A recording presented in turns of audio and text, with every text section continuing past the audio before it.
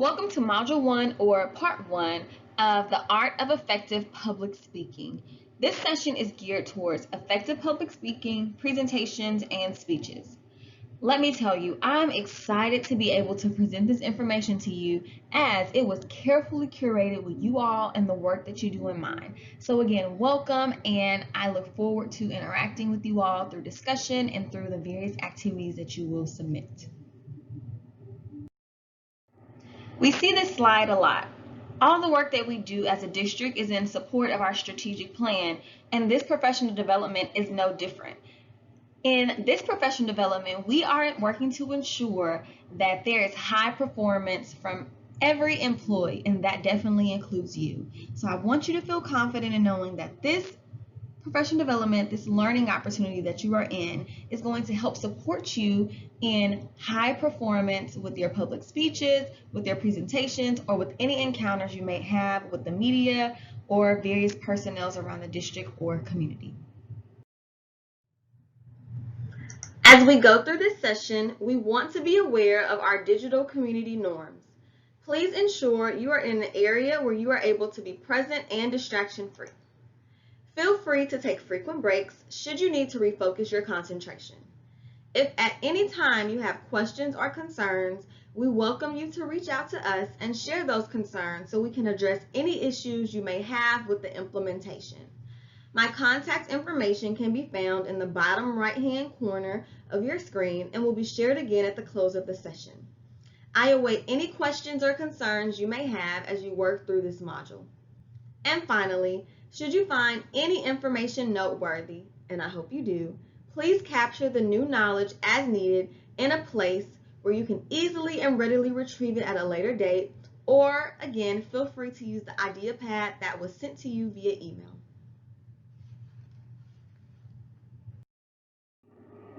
Welcome to this series on creating and delivering effective presentation and speeches.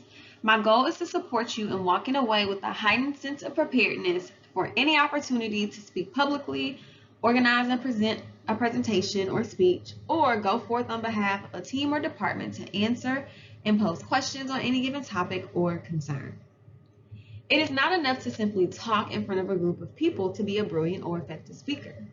Your goal should not be limited with simply informing your audience or expressing your thoughts publicly, but to changing emotions, actions, and attitudes, and to leave your listeners moved by the words and touched by their meaning. We want to reach our audience far beyond the information displayed on our screens and the information that we are sharing. So, as you think about the words that I have just said, I want you to reflect on your line of work and your personal feelings concerning the following. Presenting. How do you feel when charged or tasked with presenting to any size audience?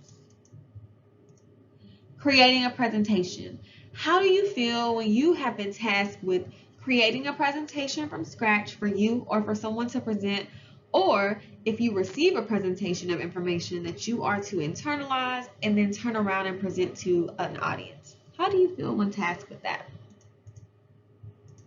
Organizing activities in a presentation for participants. How do you feel when tasks are charged with the idea of organizing, stimulating creative activities for participants to engage in? And lastly, how do you feel about responding to questions either planned or on the spot to provide answers to? When in the public or in an audience, how does any of those ideas that I just previously presented, how do those ideas make you feel? On your screen lies a scale. I like to call it the public speaking confidence scale. I want you to view the scale and take a moment to pinpoint where you feel you might lie as you think about all the aspects of public speaking as it relates to the work you do and your job expectations. When you are tasked to present or to create a presentation or to answer questions, do you lie closer to the 0 side? Are you more overwhelmed? Are you frustrated? Are you anxious, nervous, or worried? Or do you inch closer to the 10 side where you may feel unbothered, you may feel calm, or you may feel happy, excited, or content? Now, I'm tasking you to think about that. When I lead my sessions, I remind my participants that we are here to grow and learn, not only from myself, the presenter, but from one another. I also remind them that in order to do that, we must create and live in a safe space. Consider this your safe space. Even though we are in the professional development in the virtual world, I still want everyone to be engaged and I want them to feel safe. I want you to feel free to speak your truth. In doing so, I can truly be able to meet your needs and support you where you may experience your personal challenges as we go through these sessions. So again, on the screen is the public speaking confidence scale. I want you to honestly rate yourself as it concerns the information that I shared on the screen in the top right hand corner concerning presenting, concerning creating stimulating activities, concerning asking and answering questions, all of those things. When I prompt you, you are going to head over to the yellow course discussion folder and you are going to share your response in the discussion board. Your response should contain the word that best describes you and how you feel, and it should also include a reasoning. 1 to 3 sentences should be enough. So it might say overwhelmed. I feel overwhelmed when tasked with creating a presentation because it is overwhelming to create and compile all of the information. And then it's very overwhelming for me when I have to get in front of my peers or get in front of an audience to speak. It's terrifying. Something like that should suffice. So at this time, I invite you to pause your screen, head over to the yellow course discussion folder, and complete the public speaking confidence scale discussion post. Once you have posted your response, please come back over, start your video, and resume in the learning. See you in a bit. Now that you have reviewed or re-reviewed the video, let's dive into what we will be focusing on in this session. In this session, you will reflect on your preconceived thoughts and feelings toward public speaking, and you will discover a variety of components for effective public speaking. Now, before we continue on any further, there was a video you were expected to watch prior to the session. The video will serve as a baseline for this session and those that are to come as we grow and develop to become more effective in our work and in communicating expectations, programs, and directives to peers, schools, the public, or any other form of audience. So, if you have not watched the video, please get ready to pause this current video and head over to Module 1 and click on the pre-video titled Effective Public Speaking for Officers. Once you have viewed the video, come back over and resume in the learning. Okay, so now that you have watched the video, here's your task. You are going to complete a discussion task. A lot of the engagement we will do over the course of the 3 sessions will be in discussion post form, as I do not have the pleasure to meet with you in the physical setting. So, at this time, I want you to prepare to pause your screen again, head over to the yellow course discussion folder and complete the pre-video discussion. When there, you are to share 2 things. First, I want you to share or post a piece of information that you heard in the video that you already knew. I know many of you are coming to me with a wealth of knowledge on public speaking. So I want you to share something in the video that echoes something that you already knew. So first, share a piece of information that you heard in the video that you previously knew. I then want you to share or post a piece of information from the video that was new or insightful. You had never heard of it before or really didn't know a lot about it, or it just made you say, that's interesting. So 2 pieces of information, something that you already knew, and then something that was new and or insightful.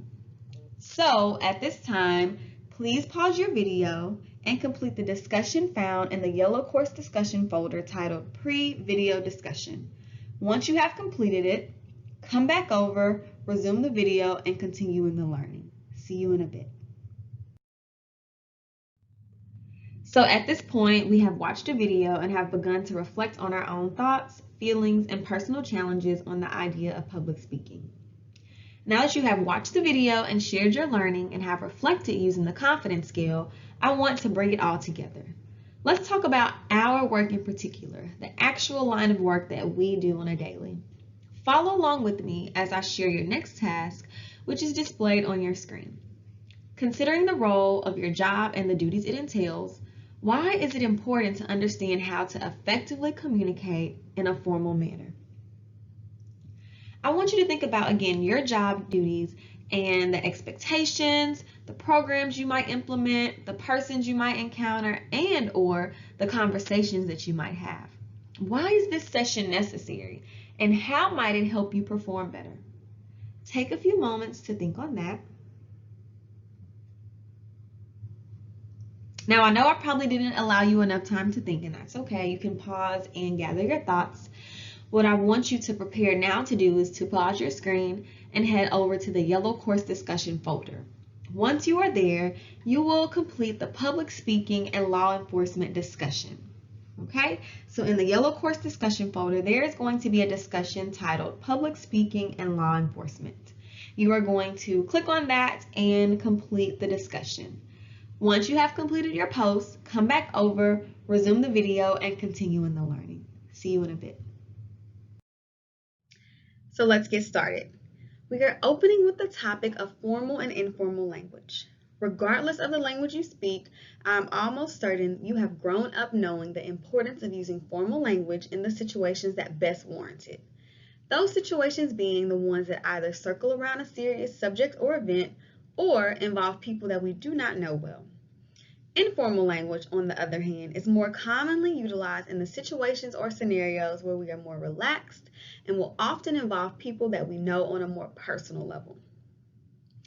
The use of formal language is more prevalent when we write.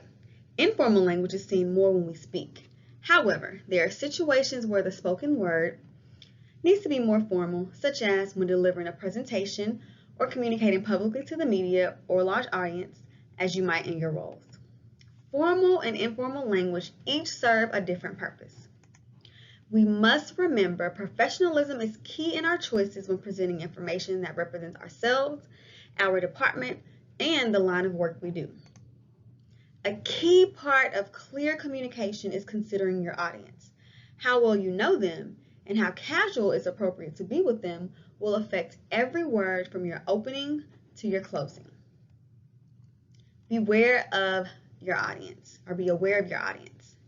The choice of words, the tone, the way in which the audience feels upon hearing your words, and the way that each word is strung together will vary depending on the situation and the level of formality.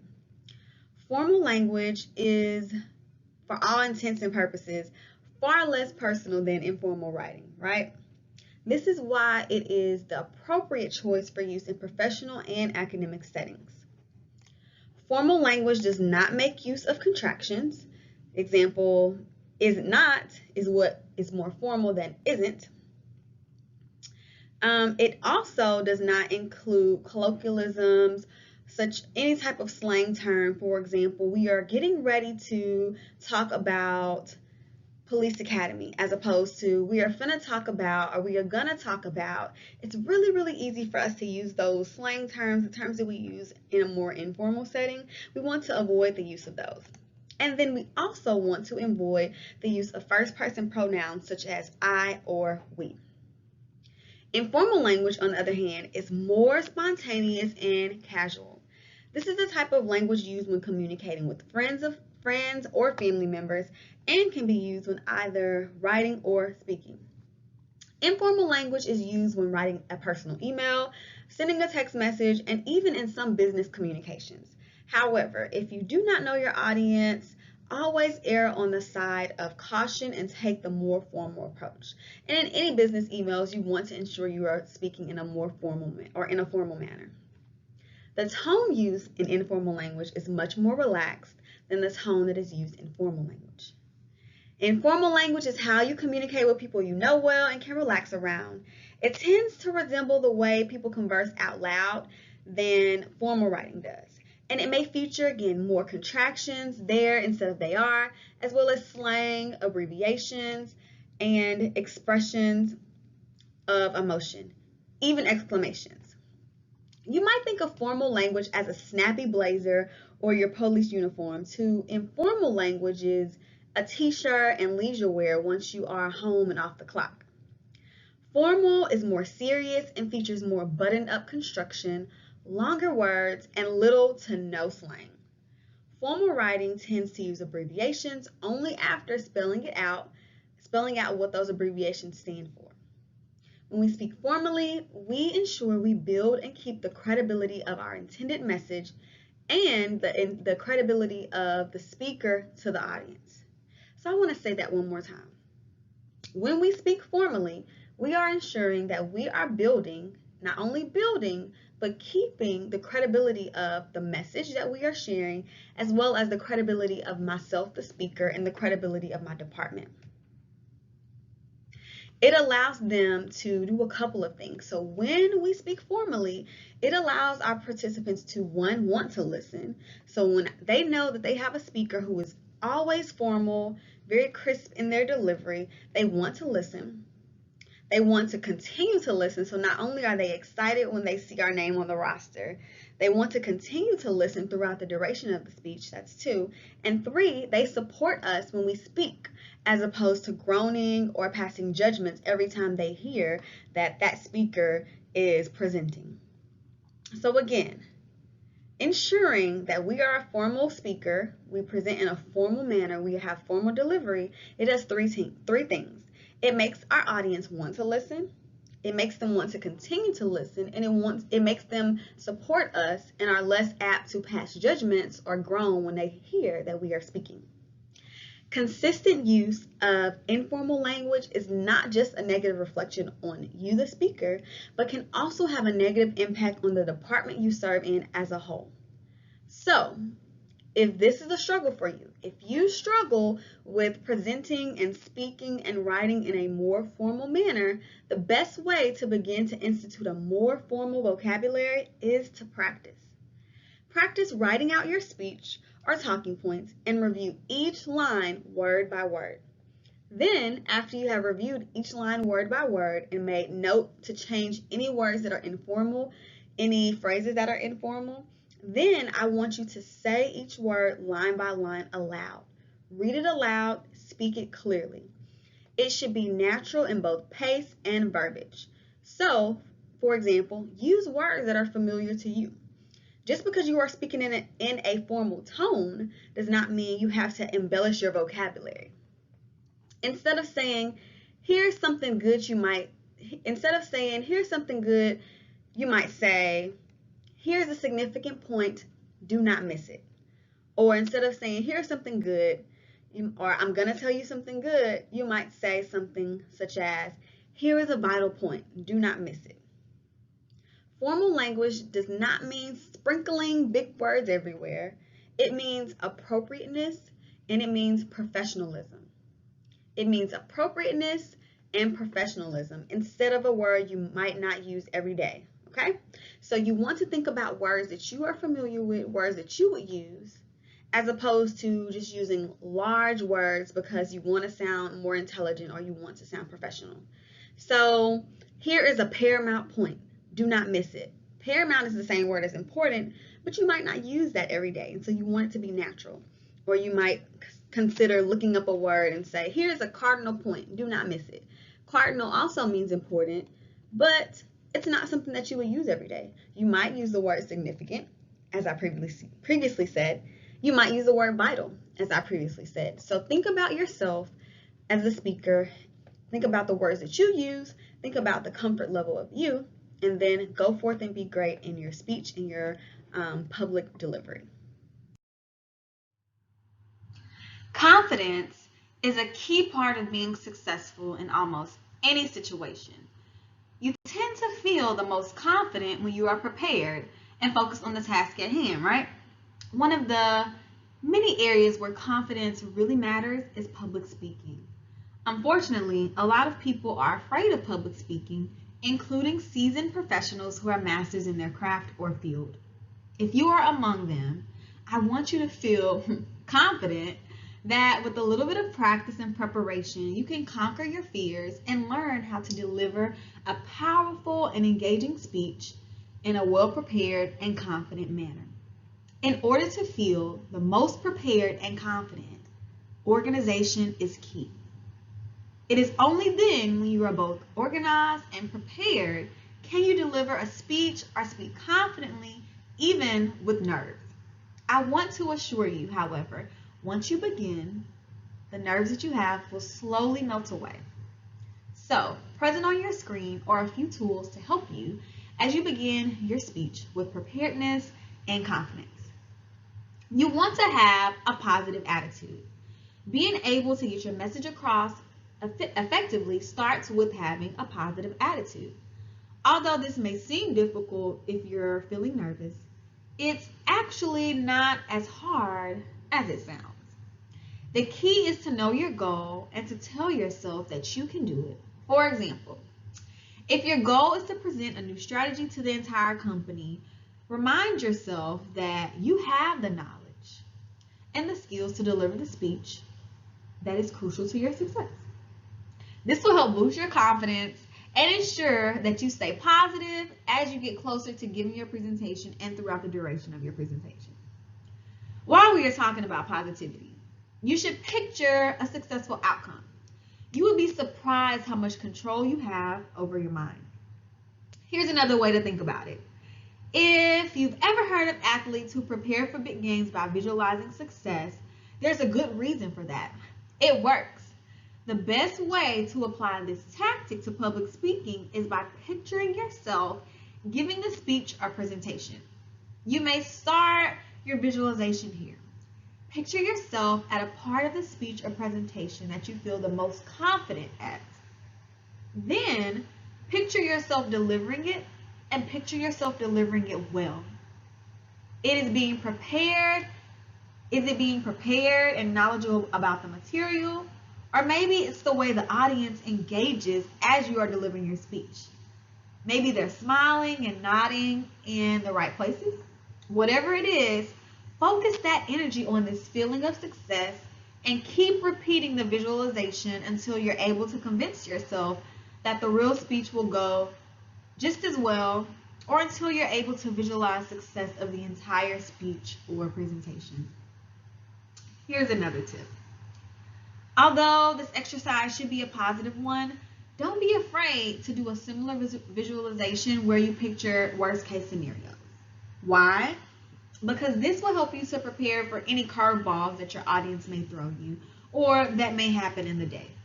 Although you're unlikely to encounter any real embarrassment or problems during your speech, seeing it play out in your imagination and knowing that you can get past it is a great way to remind yourself that you can handle whatever comes your way. I often think about or anticipate questions that my participants may ask that may be counter to the information or ideas that I am presenting. If they might not agree with the information or if there may be some skepticism, I prepare what I might say in the event a few eyebrows raise. Again, being prepared and organized is the key to a successful and confident delivery. And while you might not have all the answers, and that's okay, having forethought of some questions they may raise can help you to seamlessly respond without feeling nervous or without causing yourself to shut down. There will be more support on how to handle questions and answers in a later learning module. Don't worry, I have you covered and I have you supported. Moving right along. In being prepared and confident in a speech or presentation, you need to know what you want to communicate. Along with building confidence, knowing what you want to communicate is a key component of successful public speaking. The best way to do this is by coming up with a list of 2 to 3 bullet points that you consider to be the key takeaways of your speech. If it is a PowerPoint slide presentation, be sure to make notes in the notes pane.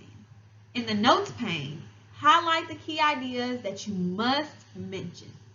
These should be sentences and phrases that expand or expound on the information posted on the actual slide. Then You will craft your speech with those ideas in mind and practice it several times to ensure you are emphasizing these points as effectively as possible. You also want to clear your mind. Once you have your speech prepared and you have visualized a successful outcome, the next step is being able to clear your mind from distractions or from distracting ideas right before your speech that have nothing to do with the speech or with delivering a successful speech. There are several ways to do this, but the most effective is to practice deep breathing.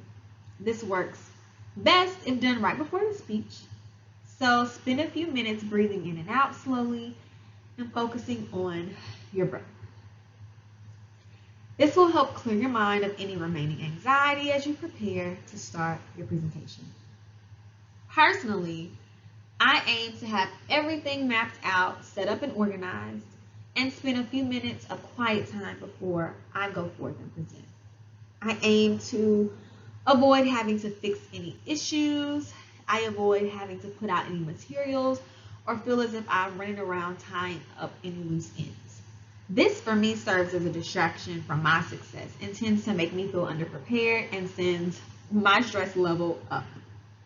In being prepared, I can confidently walk in and present with the least nerving mindset possible. Finally, when working to ensure confidence, it is important to plan or find ways to connect with your audience. Along with being calm and prepared, one of the keys to giving a successful speech is being able to connect with your audience. The best way to do this is by making regular eye contact with your speech during your speech and by asking questions designed to engage your listeners. You want to constantly try to read or gauge their understanding and interest, identifying when information is being lost and when it is being well received.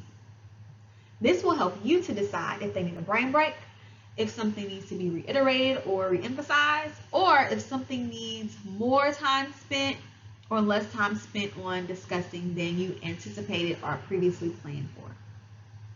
Something else to throw in there. A great way to practice connecting with your audience and just generally being prepared and confident is by rehearsing your speech in front of friends or a mirror, or something I do often is simply record myself rehearsing it full out. This will ensure that you are confident and comfortable with the delivery and able to focus on engaging your audience as they provide feedback or as you review the video. In all, being organized is the greatest key to your success. No matter how knowledgeable you may feel, do not underestimate what preparation can do for you. There will be more support on the nuts and bolts of delivering a speech in a later learning module. I will support you on ways to ensure you are prepared after the design of the speech or presentation. So again, do not worry. I have you covered. I have you supported. So now we have tactics to begin to embed in our professional practice that can support us in being organized, which yields preparedness and confidence. Let's look at how we can take whatever current fear that remains and transform it into excitement. I am sure at some point in our lives, when presented with the task to speak publicly, whether for a brief introduction or a more lengthier session, we have experienced all, if not some of the following, either before the actual delivery or during the delivery. Pounding heart or increased heart rates, dry mouth, shaky hands, quivering voice, cold, sweaty palms, and or stomach cramps or other tense, nerving body pains. I know I have experienced a few of these, especially when speaking to a large audience that may be comprised of more critical people in it, or an audience that's full of very important people. Whether you have experienced some of them or all, there are a few research-based practices that can help combat those feelings of fear and or anxiety, many of which have helped me in the few times nerves have gotten the best of me. Those being deep breathing. Here it is again. That is because it is so important. Did you know your breathing rate is directly connected to your emotional reactions? When you are nervous, your heart rate may increase and pound very quickly. You may even have slow, hard, irregular heartbeats. The fastest and easiest way to take control of your emotions and regain confidence is simply through deep, controlled breathing. Shifting focus outwards. Research shows many people perform worse than they could because they focus too much on their physical symptoms such as butterflies, shaky hands and sweaty palms, for example, and focus too much on the idea of embarrassment instead of concentrating on their breathing and on their speech. This problem could be easily avoided by shifting focus from how we feel about the idea of presenting or how we might look when we are presenting to actually focusing on the message we want to share with our audience and the impact. Visualizing, another word that appears again. Visualizing or mental rehearsal has been routinely used by many highly rated speakers and performers as a method of practice and training. Visualization helps to improve performance in such areas as communication, public speaking, and of course, our field, the field that you serve through law enforcement education. A strategy that helps ensure your presentation goes smoothly, aside from the actual preparation and rehearsal, is to take time, a suggested 10 to 15 minutes a day leading up to the presentation, to relax. Other strategies include close your eyes and visualize the room you will be speaking in, visualize the people in the speaking space, and visualize you confidently delivering your speech, moving and smiling across or around the room.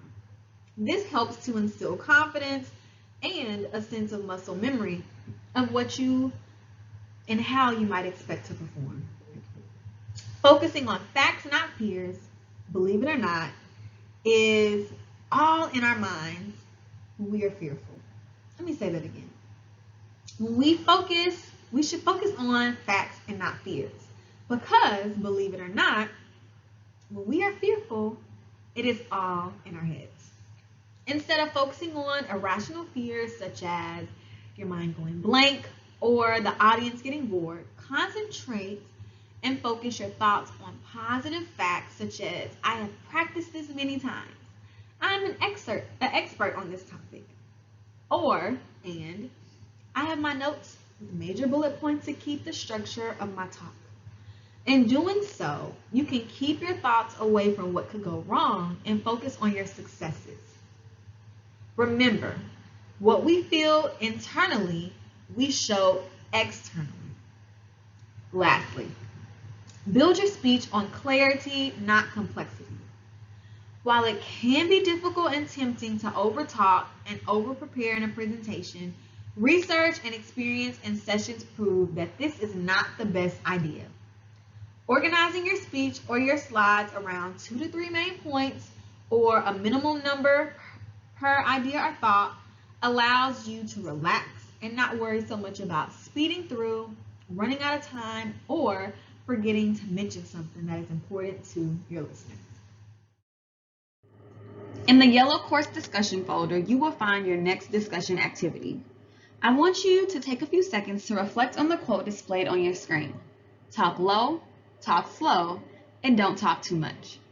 As we begin to expand on the idea of the tone in which we speak and the speed in which our messages are delivered, I want you to reflect on what this quote means and how it can support you or how it differs from your past and or current presentation style. So, at this moment, take some time to reflect on what this quote means and how it can support you or how it differs from your current presentation style or presentation efforts.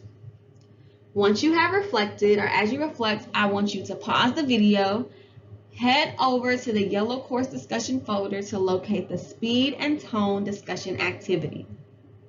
Once you complete the discussion post, head back over to resume the video and continue in the learning. See you in a bit.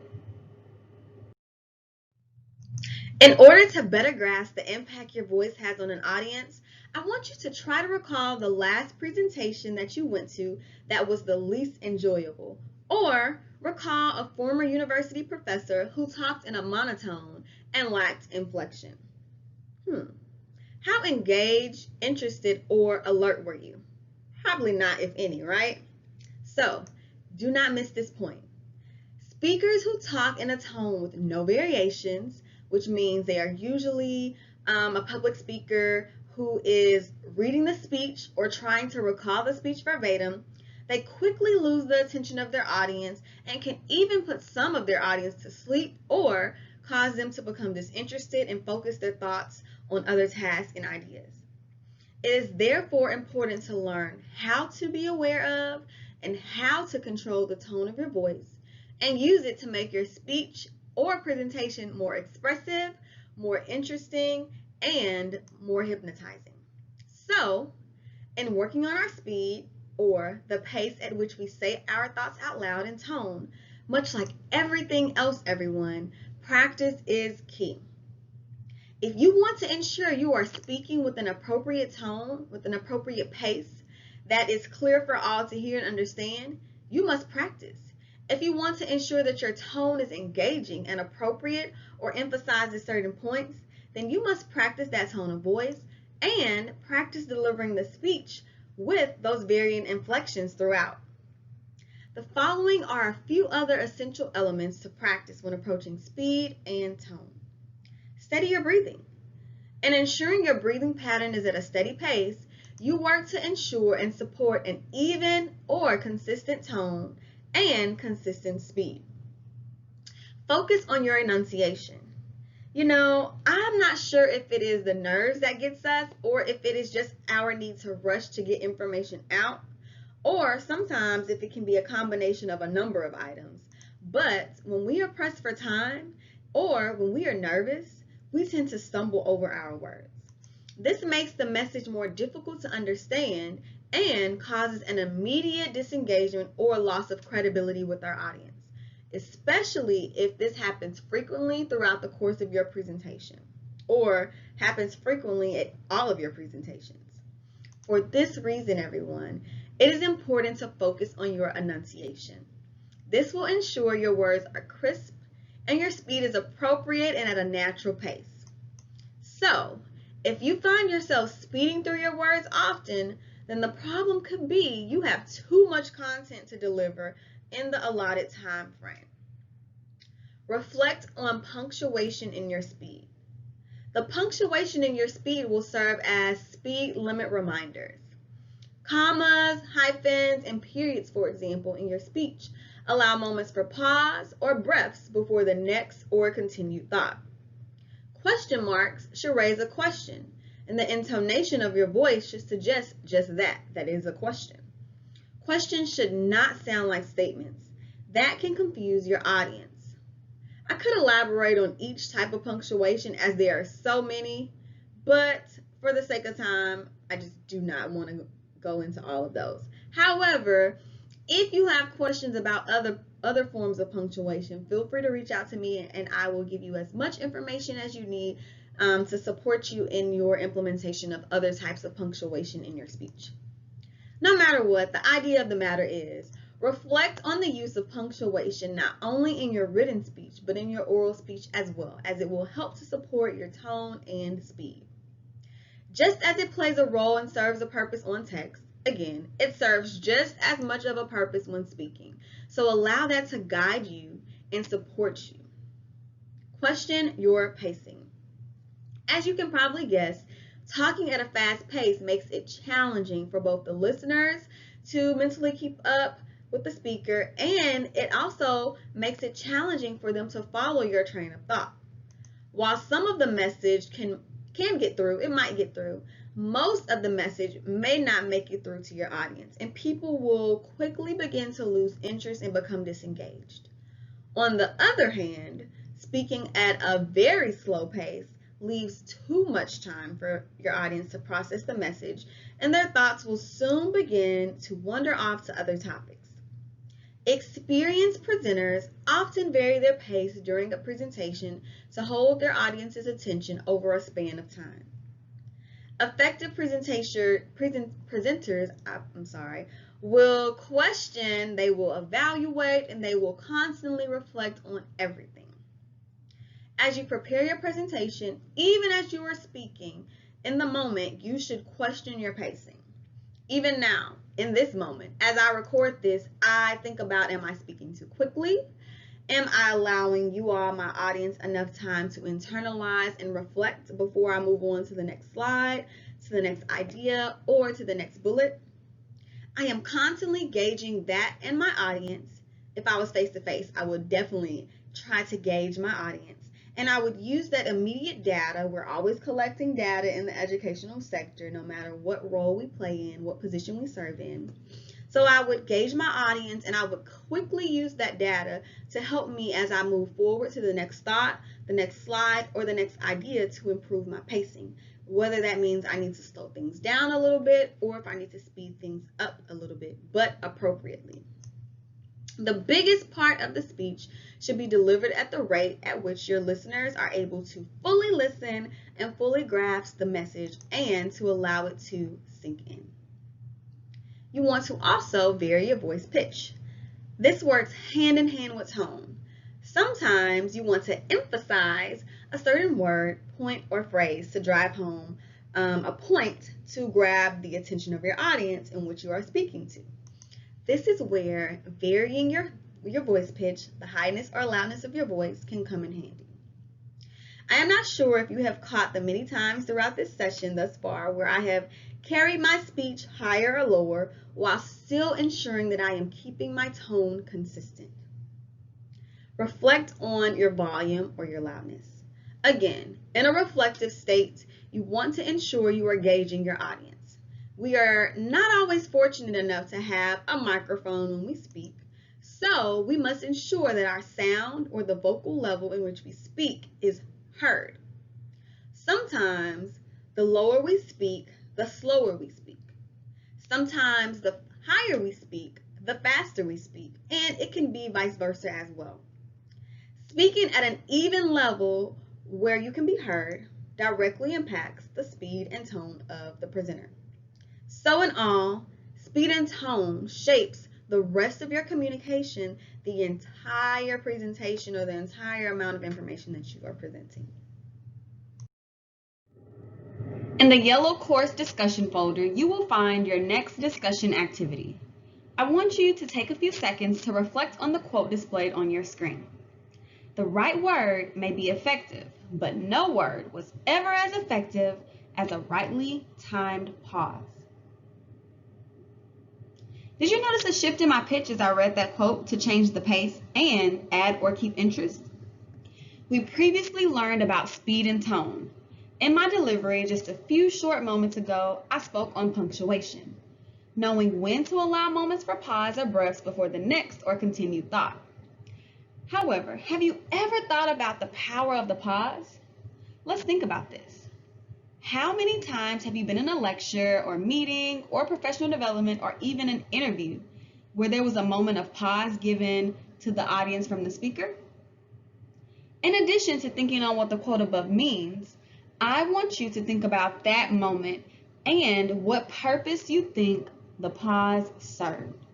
So, at this moment, take some time to reflect on what this quote means, and not only reflecting on the meaning of the quote, also reflecting on how it can support you or what purpose it serves in your presentation efforts. I want you to then pause the video, head over to the yellow course discussion folder to locate the purpose of the pause discussion activity. Once you complete the discussion post, head on back over to resume the video and continue in the learning. See you in a bit. Okay, so you have completed the discussion. In the discussion, you were tasked with the idea of thinking about the role of or the importance of purposeful pauses in your speeches and presentations to the public, no matter the level, no matter the age, no matter the group or complexity of the audience. As you grow to become effective and confident in your public speaking approach, the use of pauses can help you to leverage and strengthen the overall intent of the message. I am sure you all reflected on some great ideas, and as I review them, I will provide commentary and push your thinking as well. Remember, We are all in a space to learn and grow, and while we are in that space, let's add to these our list of essential, effective public speaking. So these are a few more essentials for effective public speaking. Raise the impact of a remark.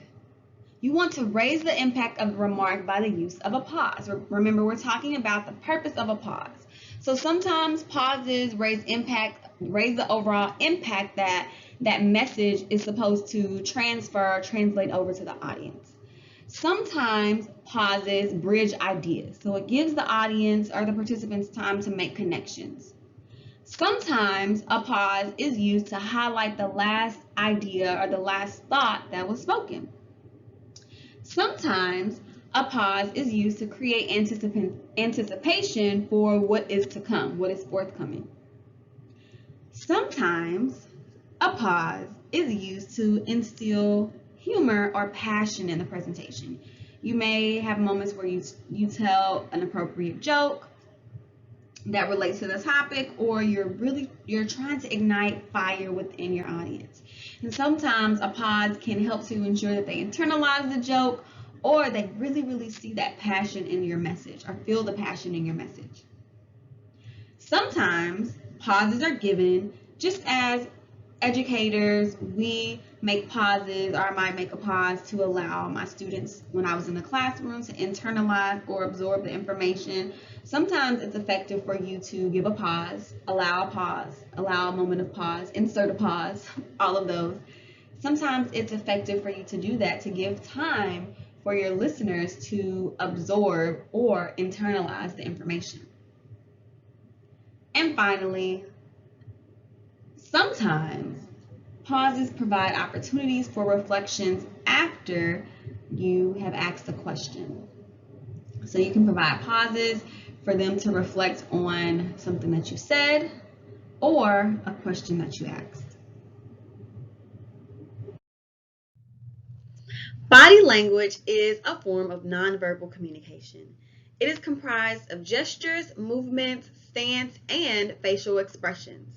These are all the more important when all eyes of an audience are upon you. When you are presenting, strong body language becomes an essential tool in helping you build credibility, express the emotions of the intended message, and to connect with your listeners. Your body language can make or break your presentation. Within moments, an audience will begin to pass judgments and decide whether they can trust, believe, or become interested in the message that the speaker has to say. Many people think body language is only about the way you position yourself on stage or in the central part of the room. This is a big part, but there are so many more elements of effective body language. Body language shows your confidence. The right attitude on stage gives you an air of authority which supports the information that you are sharing. The following are a few other things to be aware of or consider as we reflect on our body language. Your presentation mood or mood displayed when on stage. What message are you getting across with your body? Are you showing happiness, or are you sad or displaying your nerves or lack of preparedness? This reflects on your audience. The importance of facial expressions. Are you smiling? Did you know, for example, that smiling makes people more comfortable with you as a speaker? Your facial expressions are extremely important in public speaking. The way you look says a lot about how you feel and about your message. At the same time, you do not want to be smiling through a very serious point or story. Your facial expression should be in line with the information being presented. Think about your energy level. How much energy are you putting into your talk? Too little energy will make your audience fall asleep. Then again, too much energy will make them pay less attention to your message. So be in control. Be in control of everything, or try to be in control and practice being in control of everything that embodies your message. Audiences love speakers who are in control. If a speaker shows strength, the audience will believe the speaker's message and words faster. This means standing up, straight and powerful, but also means learning how to avoid those words, like I just said, those stop words like well, all the time. So work to be in control. And I know it slips sometimes, but the goal is to use them as minimal as possible. I'm not perfect, and I know I have used it at least twice. Gestures. You want to be aware of the gestures that you are using. What gestures are you making? Are you using your hands and not hiding them in your pockets? Are you pointing? Are you being expressive? All of these things, all of these essential items assist in conveying the message and assist in your overall success, in the overall success of your delivery. So we have made it to the point in the session where we are going to practice.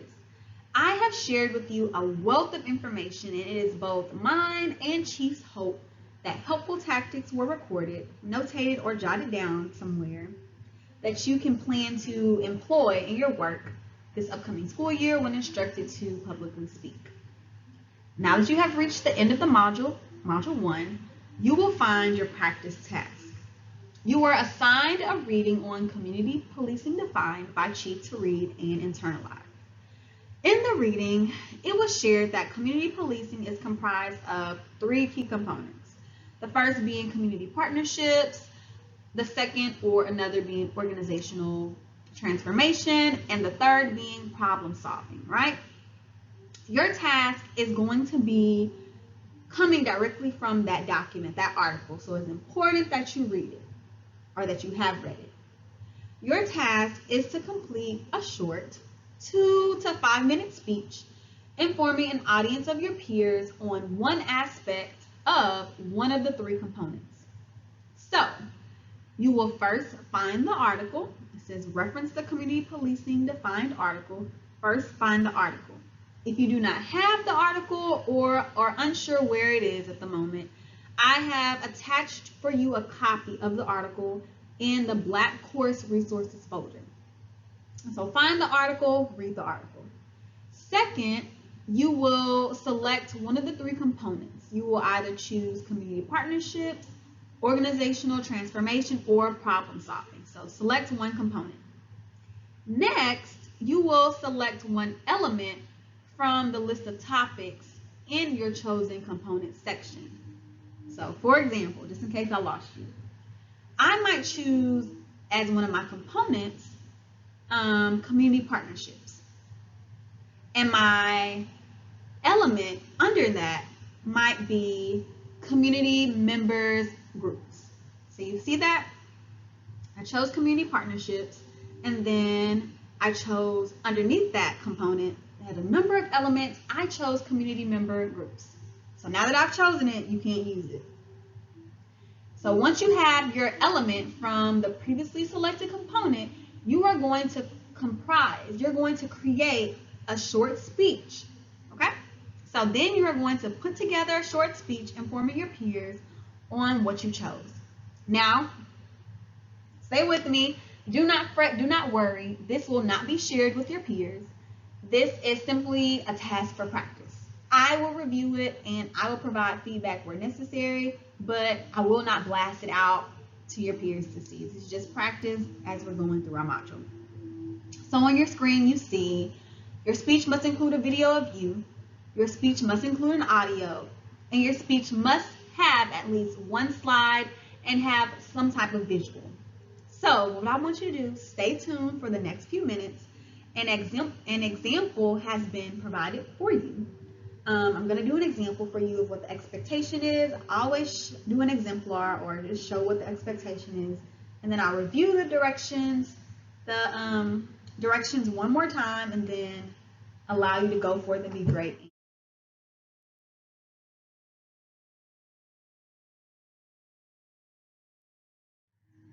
As we look at defining community policing, you will find that community policing is comprised of 3 key components.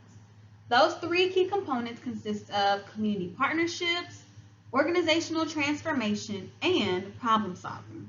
And while I would love to delve into what all that each 3 entails, for the time I have spent with you today, I am going to focus simply on community partnerships, and in particular, community members and groups within the community partnerships sector.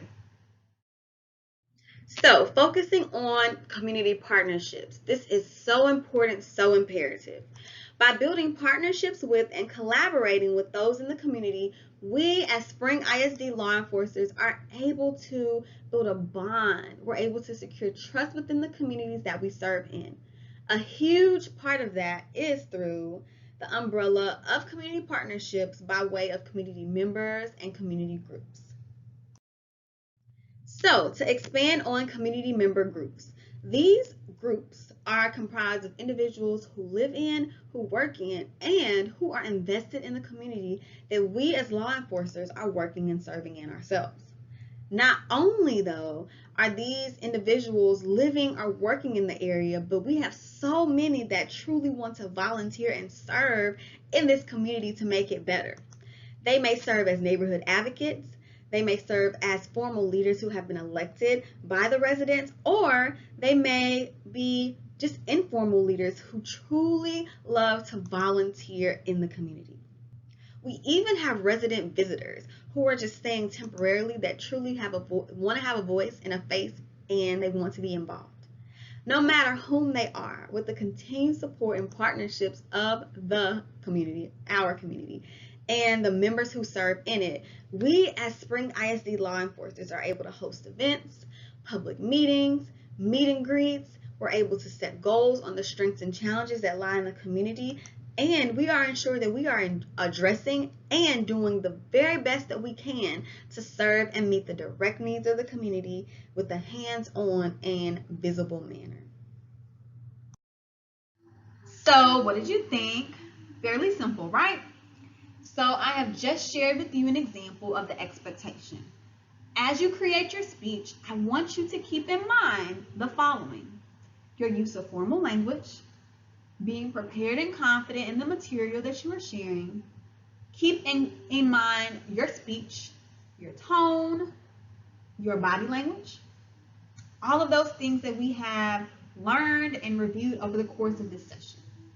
Please, I want you to feel free to reference your notes. This is not meant to be a difficult task.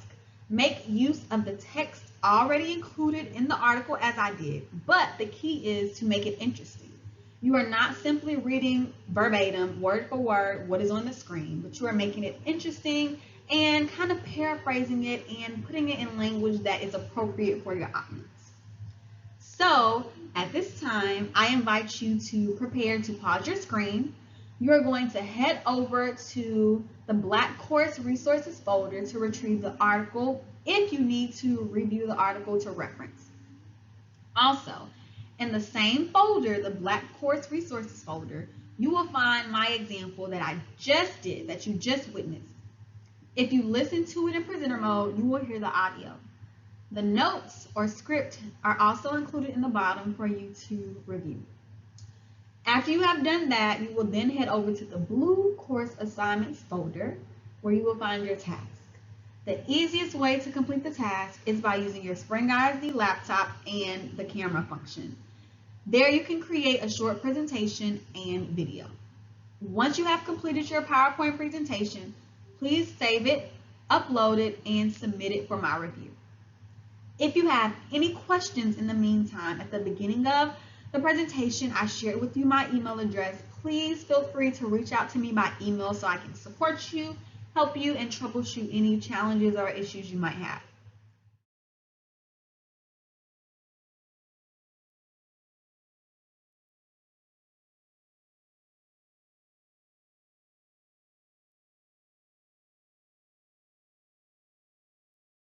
I want to take the time to thank you. Thank you for being actively engaged in this session. I appreciate your commentary, your discussions, and look forward to spending a little bit of time reviewing your videos and providing feedback to help you grow and blossom into the effective public speakers I know you are and that you want to be. Again, my contact information is on the screen. I'm not in the office, of course, but feel free to reach out me at my email address. If you happen to have Twitter, follow me on Twitter, tweet out anything that you enjoyed or that you learned about it. I look forward to retweeting and sharing it with my chief and all of my other peers to know that learning takes place all around spring and that we are all excited about living in the learning. And lastly, look forward to correspondence. I want you to look forward to an email about session 2 and about session 3. So again, thank you for being engaged and involved in the learning, and I will see you at session 2.